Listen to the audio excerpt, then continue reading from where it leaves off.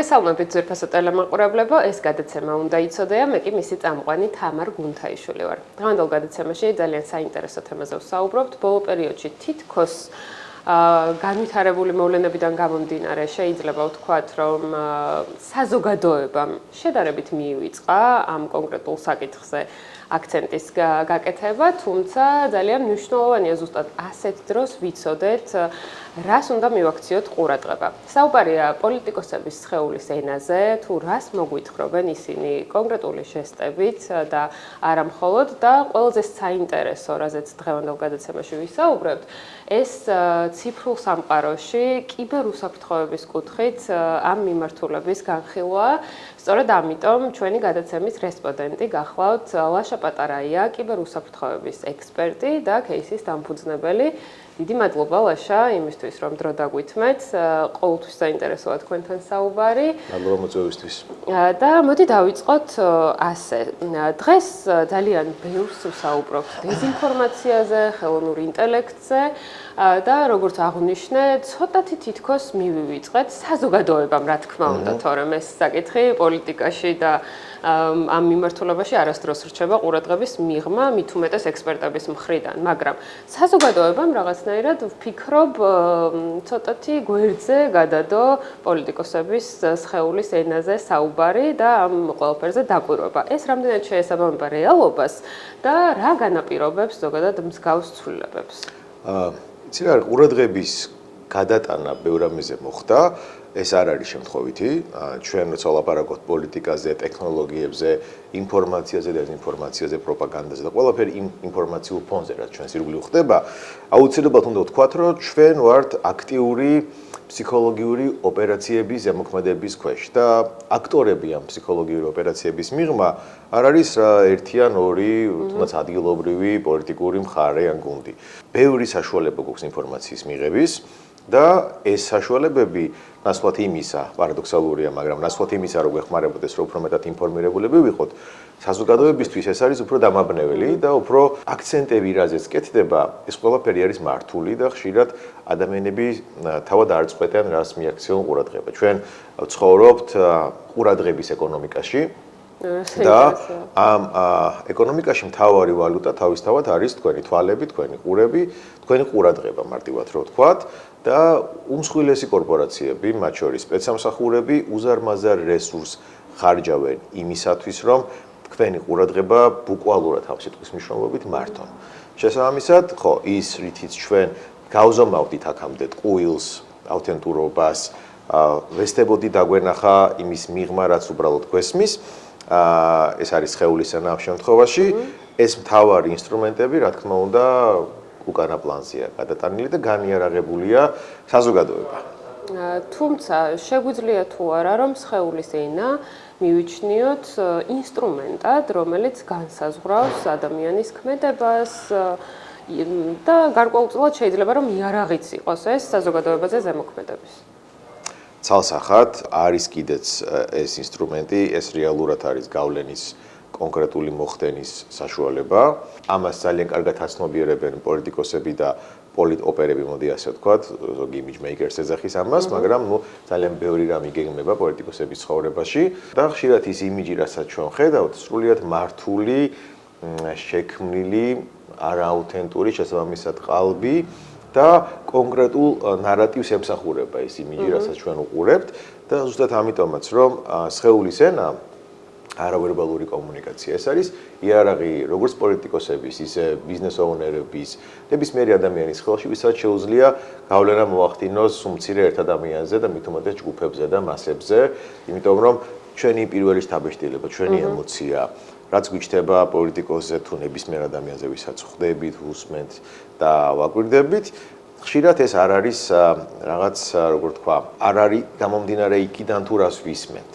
ხშირად ეს არის არავერბალური. ჩვენი კომუნიკაციის 86% არის სხეულის ენა და შესაბამისად, აი როცა გვიჩნდება აზრი ადამიანზე, ნეგატიური ან პოზიტიური, ვართ აღტაცებული რაღაცა ეიფორიის ქვეშ, ხშირად ამას აქვს ძალიან კონკრეტული მიზეზები, რატომ მოგწონს ვიღაც ძალიან ამ პირიქით. და როდესაც ჩვენთან კურსზე ეს პირველი ცივი შხაპის გადავლება ხდება, ასე ვთქვათ, და ვაჩვენებთ რაღაცებს, რაც ადრე მათიას თქვათ ყურადღების მიღმა შეიძლება ყოფილიყო გამოყენებული შთაბეჭდილებები, რაზეც შეექმნათ რეალურად როგორ შეიძლება ყოფილიყო ეს დაკალიბრებული კი ძალიან ბევრ кейსებს გავდივართ, იმიტომ რომ ერთ-ერთი ყველაზე საინტერესო მოდული ჩვენ კურსი არის პოლიტიკოსების სხეულის ენა. ჩვენ არ ვასწავლით უცხოური кейსებით, რა თქმა უნდა ვიყენებთ, მაგრამ ლოკალური არის მნიშვნელოვანი, რომ შენ იხემძღვანელო ადგილობრივი ეთნოფსიქოლოგიით. და ძალიან ბევრთვის არის ხოლმე აი ეს პირველი შოკის ეფექტი, რომ მაგრამ თურმე აი ჩემი აზრი აფორმირდა აი ამ კონკრეტული რაღაცების გამო.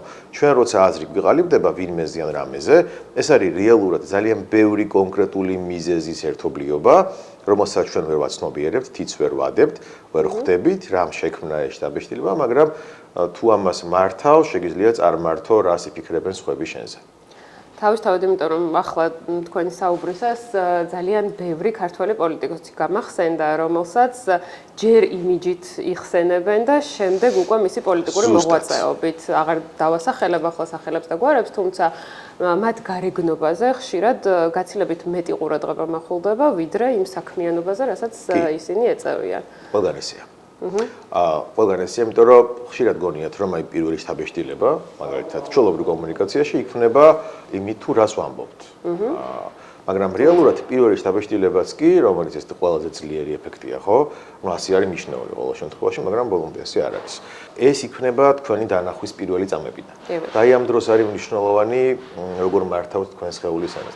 თავდაჯერებულობას, როცა ვაკვირდებით, აი არის თუ არა პოლიტიკოს, თქვა ჭირდება რამოდენიმე კრიტერიუმის დაკმაყოფილება, რომ თავისი თავი დააპოზიციონიროს კონკრეტულ ელექტორატის სეგმენტში. პირველი ეს არის თავდაჯერებულობა. მოდი ესე ვთქვათ, არის ორი მთავარი კომპონენტი, რაც ჭირდება პოლიტიკოს და შესაბამისად ნებისმიერ ლიდერს, მაგრამ მოდი ამ შემთხვევაში პოლიტიკურ კონტექსტზე ვილაპარაკოთ. მოდი მაშინ ასე დავსვამ ამ შეკითხვას, რომ მაყურებლისთვისაც და იმ ადამიანისთვისაც, რომელიც ახლა ფიქრობს შეაბიჯოს პოლიტიკურ სივრცეში, აი რას უნდა მიაქციოს ყურადღება? ორი მთავარი თვისება. ეს არის ქარიზმა და ეს არის ექსპერტიზა. ეს ჭირდება ყველა პოლიტიკოს და ეს ჭირდება ყველა ლიდერს. განსაკუთრებით მათ, ვინც მუშაობს ელექტორატში ახლა პოზიციონირებაზე და ახლა უნდა შეიქმნას ეს იმიჯი, ხო? ექსპერტიზა არის, რასაც შენ ვერ წარმართავ ხელოვნურად და ეს არის შენი ბუკვალურად რეზიუმე, CV, ცოდნა, რა გისწავლია, რა გამოცდილება გაქვს, როგორ შეგიძლია გადაჭრა პრობლემები, რა შეგიძლია მართო, ხალხთან როგორი ხარ კომუნიკაციაში, ყველაფერი ის, რაც იცი. ქარიზმა ეს არის ძალიან ნახევრად მისტიკური თემა. ქარიზმაში მოდი გამოვყოთ რამოდენიმე დეტალი. პირველი ეს არის თავდაჯერებულობა. ეს თავდაჯერებულობა, როცა ვამბობთ, იკითხება სხეულის ენიდან თქო. ეს არის მაგალითად გახსნილი სხეულის ენა. ეს არის ხელისმწევნების ჩვენება ხშირად კომუნიკაციაში, რაც არაცნობიერში რამოდენიმე რამეს აკეთებს. პირველი ის, რომ თქვენ ხსნით ყველა არაცნობიერ შიშს მოსაუბრეში ან მაყურებელში. იმიტომ რომ ჩვენი უმეტესობა, ჩვენი ქცევის, ჩვენი სხეულის ენის ჟესტების, ასე ვთქვათ, მოდის პირვანდელი ჩვენი ინსტინქტებიდან. ძალიან დიდი ხნით ადრე, როცა ჩვენ ჯერ კიდევ რაღაცა მტაცებლების გვეშინო და გამქობულებში ცხოვრობდით, იქიდან მოყოლებული ჩვენ თავარია რომ დავინახოთ ადამიანს ხომ არ აქვს იარაღი დამალული მაგალითად და რამე ხო არ უჭირავს ხელში. შესაბამისად, ხელების ჩვენება პირველ რიგში მიანიშნებს, რომ უსაფრთხოა ეს ადამიანი. უსაფრთხო ბევრი თვალსაზრისით, მათ შორის არ მატყუებს, არაფერს მალავს, ხელები უკან არ აქვს. ბევრ ამას აქვს მნიშვნელობა, არა მარტო ის, რომ ხელები ჩანს თუ არ ჩანს, არამედ თუ არ ჩანს და უკან რო აქვს ხელები, რა პოზიციონირებით აქვს, შეიძლება ესე კონდეს უკან ხელები, შეიძლება ერთი ხელით მეორეს იჭერდეს და ამ დროს თვით კონტროლის მომენტი არის. ეს არის დამალვა რაღაცების. ანუ ბევრი დეტალი არის, როდესაც ადამიანს რო დაატრიალებს ამ განზომილებაში, ბევრ რაღაცას სწავლობთ და ვაანალიზებთ, ხო? შესაბამისად, პირველი ეს არის უხსნი ამ შიშს. მეორე, ეს არის გულწრფელობის ასოციაცია საჩე. აი, როდესაც ხელები გვაქვს გაშლილი და მკერდის სიმაღლეზე, ეს ქმნის არაცნობიერ განცდას იმისა, რომ ადამიანი გულწრფელად საუბრობს. მაგრამ ხშირი შეცდომა რაც არის პოლიტიკოსებში, როცა იწყებენ მათი იმიჯის შექმნას, იწყება მაშინ, როდესაც ისინი იღებენ რაღაც ჟესტებს, მათ ასწავლიან და არ ჯდება მის რეალურ ავთენტურ მეში. და ამ დროს ხდება ხოლმე აცდენა, რომ ადამიანი, რომლის იმიჯი, რომლის არსული რეპუტაცია არანაირ ინდიკაციას არ აკეთებს ექსპერტიზის, ქარიზმის, რაიმე გავლენის, რაიმე სიმპათიის და უცებ იწყებს ამ ჟესტების როლას, ეს უკვე დისონანსში მოდის და არ მოწონს ეს არავის. ეს უკვე ფარული აგრესიის. შეიძლება კარგ რაღაცას ამბობდეს იმ მომენტში, მაგრამ ადამიანებს მაინც არ მოწონთ და ხშირად არ ესმით ხოლმე იმიჯმეიკერებსაც სად არის ამის გასაღები. რეალურად ამას შეიძლება ძალიან დიდი მომზადება და პლუს თან პოლიტიკაზე რო სალაპარაკობთ, რაც არ უნდა ჟესტები დააყენო, ავთენტურობა ცოტა რთული ამბავი არის, ხო აქ და სიმართლე. ყველაზე ჩვენთვის საყვარელი სფეროა პოლიტიკოსების ნაწილი, იმიტომ რომ ჩვენ დავიწყეთ ყველაფერი ამის სწავლება და ანალიზი ტყუილის ამოცნობის თემით, შოქმენი პროგრამა სიცრუის თეორია და თავარი თემა იყო აი ეს და ყველაზე მეტი მას თქვა დეტალების მახსოვს ზოგიერთი, რომელსაც შეიძლება რომ ყურადღება მივაქციოთ, მაგალითად თვალის მიმართულებები და ასე შემდეგ. კი, ზუსტად. და აქედან გამომდინარე ჩვენთვის ძალიან ისეთი საინტერესო მასალაა მუდმივად. ეს რაც შეეხება მას, მაგრამ ეხლა ტყუილზე როცა ვლაპარაკობთ, ხო? თავარი ტყუილი პოლიტიკაში არის სწორედ შემოსვლის მომენტიდან, რაც აღნიშნე. საქართველოში პოლიტიკაში ესე არ შემოდიან, რომ აი მე რაღაცა პირობითად სწავლობდი რაღაც თემაზე. მე გავიარე სტაჟირება, რაღაცა პოლიტიკურ წრეებში საქმიანობდი დაბალ საფეხურზე და აი ახლა მე მოვევლინები როგორც პოლიტიკოსი ხო საზოგადოებას. ესე არ ხდება კარიერული ბილდაპი, ანუ შექმნა საკუთარი რეპუტაციის. როგორც წესი, საქართველოში პოლიტიკაში შემოდიან ტყუილით. მაგალითად შეგვიძლია ვთქვა. რა თქმა უნდა, სახელებს და გვარებს ვერ ხო, დავასახელებ, არა, თავისთავად. თუმცა ჩვენთან მაგალითად აკადემიაში ველა მთავრობის ყველა წარმომადგენელს არ ვინდობთ არავის, წინასწარ ვამბობ, რომ არავის არ ეწყიროს, პიროვნული არაფერია, უბრალოდ ჩვენთვის ეს არის ექსპერტიზის სფერო, ხო? კარგი, ესე ვიტყვი. საქართველოში, როდესაც ადამიანი შემოდის პოლიტიკაში, ну, ნაწილი ეს არის აქტივიზმის სფეროდან და მე ხდება გადაფუთვა ამ ადამიანების, იმიტომ რომ აქტივისტის იმიჯი სხვა არის და პოლიტიკოსის სხვა, ხო? ანუ ერთი მხარე, მეორე, ერთი მხარე არის ძალიან იმპულსური, ანარქისტული ტიპი, მისი ლექსიკა, მისი ქცევა, მისი სხეულის ენა ძალიან განსხვავდება იმისგან, რაც ელექტორატში უნდათ ადამიანებს პოლიტიკოსისგან. მეორე, ძირითადი წყარო პოლიტიკოსების არის შენიღბული. ანუ მაგალითად შეიძლება ადამიანმა თავი დააპოზიციონიროს როგორც ქველმოქმედმა, როგორც არასამთავრობო სექტორის წარმომადგენელმა, როგორც ადამიანის უფლებების დამცველმა, როგორც ბიზნესმენმა, რომელსაც პრობლემები ძალიან ბევრი დაუგროვდა, რასაც უყურებს და ახლა უნდა რომ რასაც ვერ აკეთებდა კერძო სექტორიდან, ის გააკეთოს პოლიტიკიდან. თუმცა მისთვის ხშირად ბიზნესის გაგრძელების მომენტი არის, ანუ ბიზნესის გაზრდა არის პოლიტიკაში გადასვლა სამწუხაროდ, ხო? და სრულიად სხვა ლეგენდები შემოდიან. და ეს ხდება წლების განმავლობაში, ანუ წლებს ანდომებენ, რომ აი ეს ბილდაპი ნელ-ნელა გააკეთონ. პოლიტიკოსები რომლებიც ინიღბებიან და ამას თქვენ ძალიან ბევრს ნახავთ მედიაში, ანალიტიკოსის ექსპერტები ძალიან საყვარელი ლეგენდა არის მათთვის. ლეგენდას იმიტომ ვიყენებ, რომ დაზვერვის თემა არის უქთა. ასევე მედიის წარმომადგენლები, უფლებების დამცველები, ბიზნესმენები, NGO-ს წარმომადგენლები და ასე შემდეგ. როცა ამას აკეთებენ და თქვენთან ასე პოზიციონირებენ, რეალურად ისინი ქმნიან თავიანთ წარმოჩენას მედიაში. ანუ ხალხს აჩვევენ თავს, ასწავლებენ. ხო ისინი პირდაპირ როგორც პოლიტიკოსები ვერ გაიცნობიან ადამიანებს და ესე ფარისეულურად მოძრაობიან ხოლმე პოლიტიკაში. და ამ დროს გაურბით ერთი ჟესტი. ადამიანები, რომლებიც თავს აპოზიციონირებენ როგორც სხვა პროფესიის ან სხვა ინტერესების მქონე პერსონები და რეალურად მათ სურთ იყვნენ პოლიტიკოსები. როგორ ინიღბებიან? ერთი ჟესტი არის, რომელიც ყოველთვის ყველას უვარდება, რაც არ უნდა დაშიფროს თავისი მოტივები და ინტერესები. ეს არის ჩაკეტილი ესეთი მუშტი.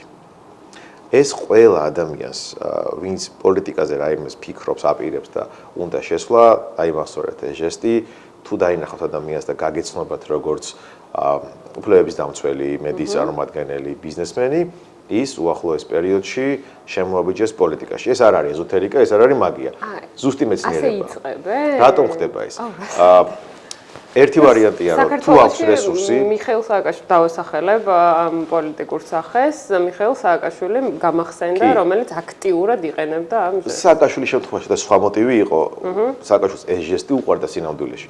უბრალოდ მე ისწავლა, რომ ეს ნეგატიურია და მოდი ჩავკეტოთო და ესე ჩაუკეტეს და მაინც ეს ჟესტი გამოვიდა. გასაგებია. ეს ცოტა სხვა მომენტი იყო. მართვის სტილი და ქარიმის კალიბრაცია მოხდა მისი, როდესაც მოვიდა ხელისუფლებაში. ეს ჟესტი ეკიდებათ ადამიანებს, როდესაც იმიჯმეიკერი მუშაობს მასზე და ასწავლის რაღაცებს. და როდესაც ისინი ეცნობიან ბევრ მასალას, ანუ როდესაც უყურებენ ბლოგებს, ვიდეოებს, დოკუმენტურებს, ტრენინგებს გადიან. ბოდიში ჩაგეკითხებით, რადგან ეს შეგვიძლია რომ ერთ-ერთ მთავარ დაშვებულ შეცდომად მივიჩნიოთ ეს ჟესტი. აქ შეგვიძლია რომ თამად იმიჯმეიკერების კომპეტენცია დავაყენოთ კითხვის ნიშნის ქვეშ? აუცილებლად. ესე იგი ორი თემა გვაქვს, ხო? პოლიტიკოსების პრობლემა, ანუ პოლიტიკის პრობლემა საქართველოში რა მდგომარეობაშია, ვარ და გვაუწყდეს და იმიჯმეიკერები, რომლებიც ერთ-ერთი მიზეზი არიან ამ პრობლემის. იმიჯმეიკერები ძალიან ბევრს ცოდავენ, ერთი სკოლა არის თითქმის, რამოდენიმეს გამონაკლის ვიტყოდი პიროვნებების სახით, მაგრამ ახლა არ დავასახელებ, უმეტესობა ეს არის ერთი სტანდარტი, ერთი შაბლონი და მარტივ მაინც გამომივა რომ ვიღაცებს შევეხები, მაგრამ ერთ-ერთი ტრივიალური მაგალითია. ხო, მაგრამ საინტერესოა, მაყურებელთვისაც უფრო კლასიკური ქართული იმიჯმეიკინგის გუნდი ამბობს ეგეთ რაღაცას, რომ აი, მოდი დავგეგმოთ ახლა პოლიტიკოსის შემოყვანა ამ სივრცეში. გავაცნოთ ეს ხალხი, მანამდე რაღაცა ქველმოქმედებებს გააკეთებინებენ, მოატარებენ ყველა სოფელს, ყველა რეგიონს, ყველა კუთხეს. თუმცა სრულიად დისონანსია, რომ ეს ხალხი არც სოფლებში დადიან, არც მაღაზიებში, ანუ უმეტესობა ესეთი კონტინგენტის, ანუ მოწყვეტილია ამ რეალობას, გაყავთ ამ რეალობაში, შეუქმნიან ამ ბექგრაუნდს, ამ ჩანაწერებს ისტორიაში და მერე ეუბნებიან, რომ მოდი ახლა მიმართე ხალხს. მერე ისმება კითხვა, რომ აი როგორ მიმართოს ხალხს ჩვენმა ლიდერმა, ხო? რა უყვართ ქართულ ხალხს? უყვართ სადღეგრძელოები, უყვართ რაღაცა ესეთი სუფრის საუბრები. ამიტომ მოდი ვათქმევინოთ სადღეგრძელო სტილში. და ამიტომ არის ხოლმე ხშირად, რომ ვიღაცას გამოიყვანენ რაღაცა შავი ზღვის ფონზე, დააყენებენ და სრულიად რომ არ ჯდება მის არანაირ სტილში, ლაპარაკობს თამადასავით, არაფერი პრაგმატული არ იკითხება მის საუბარში. სახელიც მაქედან მოდის, ხო, პოლიტიკური პარტიების, ანუ რო შეხედოთ პოლიტიკური პარტიების სახელი, ანუ ყველაზე მთავარი, რასაც ჩვენ ვირჩევთ ჩვენ ქვეყანაში, რამაც უნდა განსაზღვროს ჩვენი უსაფრთხოება, ჩვენი განვითარება, ჩვენი შვილების განათლება. ძალიან მნიშვნელოვანი არჩევანი კეთდება, ხო, არჩევნებზე რეალურად რომ ვთქვათ.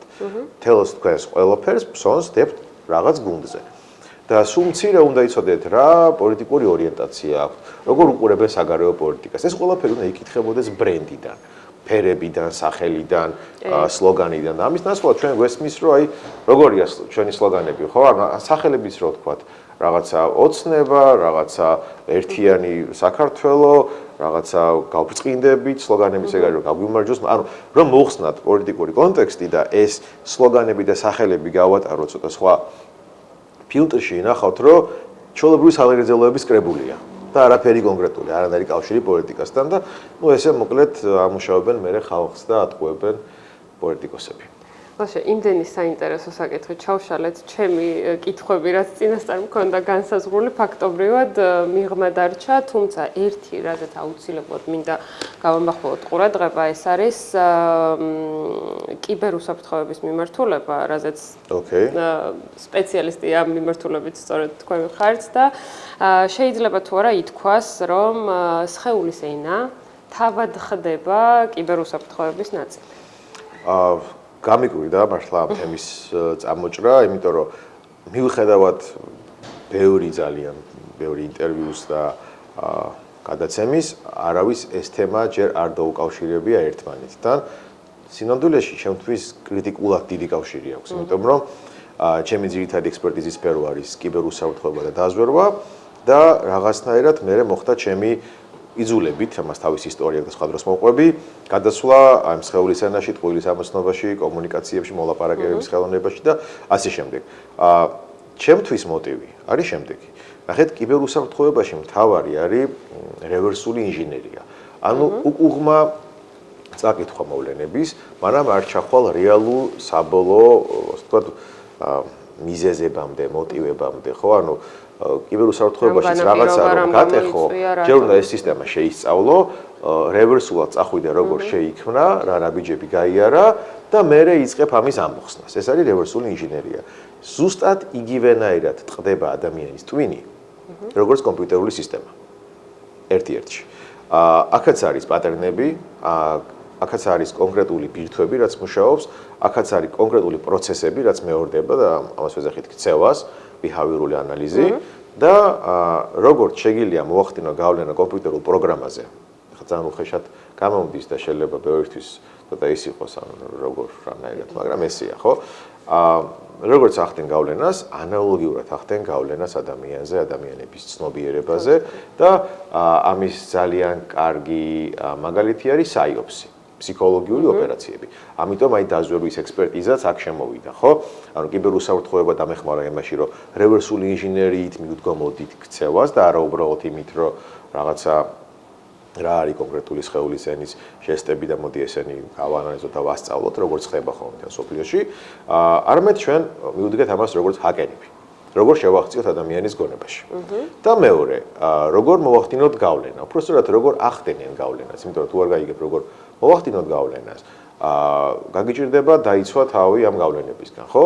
და საიოფსი რომ არის დაზვერვის სფერო არის და მათ შორის სამხედრო აქტიურად მუშაობს იმაზე, რომ ადამიანებში გაჩნდეს კონკრეტული აზრი, კონკრეტული ნარატივი.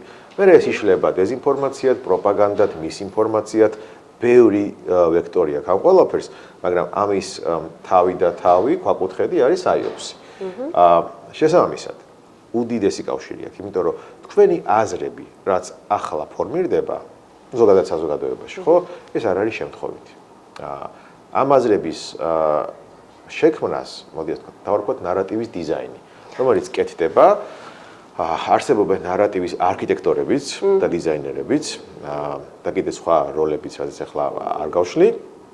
და თემა არის ესეთი, რომ მოკლედ ყველაფერი, რასაც თქვენ ფიქრობთ და რასაც განიცდით, რეალურად არ არის თქვენი. ცუდი მოსასმენია, რთული გასააზრებელია, მაგრამ ხო, რასაც ისმენთ, ის აზრები, ის ყველაფერი არის რეალური.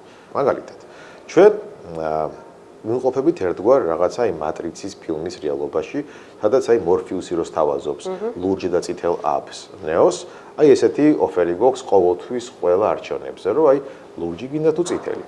და უკიდურესი პოლარიზაცია არის ჩვენი საზოგადოების. გაიყო ორი ფლანგი და ერთი მეორეს ვერ იტანს. რეალობა რაც ახლა ჩვენ გვაქვს, აი ეს ლურჯი და წითელი აპი, ხო? და ეს აგრესია ერთმანეთის მიმართ არ არის ჩვენგან წამოსული ბუნებრივად. ნახეთ, ლურჯი მხარე ხედავს წითელში ყველაზე ხელით შერჩეულ კონკრეტულ ელემენტებს, რომლებიც მათში გამოიწვევდა აგრესიას და ამიტომ არიან ის ადამიანები აქ. შემთხვევით არ არიან ის ტიპები, ვინც ერთ მხარეს აღიზიანებს მეორე მხარეში. და პირიქით, წითელი მხარეც სიმბოლური დამთხევა მართლა წითელსა და ლურჯს შორის. არაფერი შემთხვევითი არ არის და რაც დრო გავა და რაღაცებს ჩაურმოდებით, უფრო და უფრო მეტად მიხვდებით, რომ არაფერი არ არის შემთხვევითი და ის, რასაც ხედავს წითელი მხარე ლურჯ მხარეში, ხო, ზუსტად ის ხალხი პოზიციონირებს ერთ მხარესაც და მეორესაც, რომელიც ერთმანეთში აგრესიას გასრდის. მაგრამ მოდი ხარ რეალურად თქვა, ეს ყველაფერი არ არის შემთხვევითი. ყველაფერი ეს იყო და არის მართული იმისთვის, რომ ჩვენ არ გავერთიანდეთ და არ შევდგეთ როგორც საზოგადოება და სახელმწიფო. ნახეთ და ძალიან მარტივ კითხვას დაგისვათ, ეს ისთვის, რომ გადაამოწმოთ ეს ასე არის თუ არა. მიუხედავად იმისა, რომ თქვენს ირგვლივ ძალიან ბევრი პროფესიონალი, ძალიან ბევრი მეგობარი, კოლეგა, ოჯახის წარმომადგენლები ნაცნობად შემდეგ, ხო? რომ დაასახელოთ ერთი იდეა საქართველოს ირგვლივ. რაც გაერთიანებთ ყველას. მიუხედავად თქვენი პოლიტიკური, მუსიკალური, სექსუალური, ყველანაირი ორიენტაციისა და გემოვნებისა, ძალიან გაგიჭირდებათ თქვათ ის ერთი იდეა, რაზეც თქვენი წრე თანხდება. თქვენი უახლოესი მეგობრები რომ აიღო, ხუთი ადამიანი ვისთანაც ყველაზე ხშირი კომუნიკაცია გაქვთ და დაწეროთ უბრალოდ ფურცელზე, რა არის ის მთავარი, რაზეც უნდა ვერთიანებოდეთ ქვეყანაში, საქართველოში, ვერ დაწერთ. ყველა სხვადასხვა იქნება. და ეს არის ყველაზე კარგი მტკიცებულება იმისა, რასაც ვამბობ, რომ ჩვენ გავყვეს და ეს არ არის, მათ შორის არის პოლიტიკოსების მხრიდან გაფრთხილებული. ჩავატაროთ ექსპერიმენტი? კარგი. აი აქ ვინც ვართ ჩვენი ოპერატორები, თქვენი თანამშრომელი, ჩავატაროთ დავწეროთ და ნახოთ, ტელეფონები გამოვიყენოთ ამ შემთხვევაში. ან მე რატომღაც მაინც ამაზე მივდივარ რა. მაჩვენიება? აი ჩემი. მაგაზეც ვფიქრობდი. თავისუფლება, რელიგია. დაფიქსირდა შემდეგი პასუხები. რელიგია, თავისუფლება, ხო? რა იყო შენი? ეკონომიკა, შენ? ენა, ქართული ჭამასმა. კი ბატონო, თუმცა მინდა აღვნიშნო ერთი დეტალი, რომ თავისუფლებას და ეკონომიკას მოვიაზრებდი მეც. მიუხედავად იმისა, რომ არც თუ ისე ბევრი ვართ. უზარმაზარი ისტორია გვაქვს და ძალიან ბევრი რამ დავამტკიცეთ და ბევრი ყველა ამ იდეისთვის ვიბრძოლეთ, ხო? ამის და მიუხედავად არ არსებობს ერთი იდეა, რომლის ირგვლივაც ჩვენ ყველა, ვისაც გვიყვარს ქვეყანა, ყველას კარგი იდეა გვაქვს, მაგრამ ერთი იდეის ირგვლივ ვერ ვერთიანდებით. რა გვინდა ახლა? ეს ალბათ პრიორიტეტებზეც არის, ვისთვის რა არის იმ ეტაპზე მნიშვნელოვანი? არა. იდეოლოგია ქვეყანაში იქმნება კონკრეტული სამუშაოებით და ეს იდეოლოგია არ არის. მიცვლის წარმოდგენას ყველაფერზე, იმიტომ რომ აი ჩვენ საუბრამდე ყოველთვის მეგონა რომ ურთიერთგაგების პრობლემა გქონდა სახელმწიფოში. არანაირად არ გვაქვს. ყველაფერი რაც ჩვენს ირგვლივ ხდება, რითიც ვიკვლევთ ინფორმაციულად, არის წარმართული და ეს არ არის ჩვენს მიერ კონტროლირებული თემა. ამიტომ თქვენი აგრესია ვინმეზე, თქვენს მიმართ აგრესია რა, ეს არ არის შემთხვევით, მაგალითად, ჩვენი ცხოვრების უკვე გაიზარდა ეს მასშტაბი, მაგრამ ხო, დაახლოებით უკვე მე 5-ს საქმიანი ცხოვრების და დაითვალოთ საათები, როგორც გაიზარდა ქალაქში გადაადგილების პრობლემა, ვატარებთ გზაში, აგრესიაში. მარტო გზაში ხო არა, ვეძებთ პარკინგის ადგილებს, ესაც ჩვენს აგრესიას, ვეძებთ რაღაცა უბრალოდ ვცდილობთ რომ მივიდეთ დროზე და ყოველთვის გამოწვევა არის ეს. ხო, მე გზაში გვიწევს პარკინგის ადგილზე ჩხუბი, მანევრებზე ჩხუბი. ესეც წარმართულია. ეს ყველაფერი არ არის შემთხვევითი. და ხშირად ისინი ვინც ამას აკეთებენ, მათაც კი არ იციან. ძალიან კონსპირაციაში წავალთ, მაგრამ შემთხვევითი არ არის რაღაცეები. უღრმესი მადლობა, ძალიან საინტერესო იყო. ბევრ აღვნიშნე კიდევაც რომ ბევრ შეკითხვას გადავუხვიეთ, თუმცა ისეთ საინტერესო მიმართულებებზე ვისაუბრეთ. დარწმუნებული ვარ, რომ ეს მაყურებელს ძალიან დაინტერესებს და გულთან ახლოსაც მიიტანს. მადლობა კიდევ ერთხელ თქვენ, პირობა აღებულია და საინტერესო თემებს მომდევნო გადაცემაშიც აუცილებლად შემოგთავაზებთ. პოზიტიური წარმატებული და მშვიდობიანი დღე. დროებით.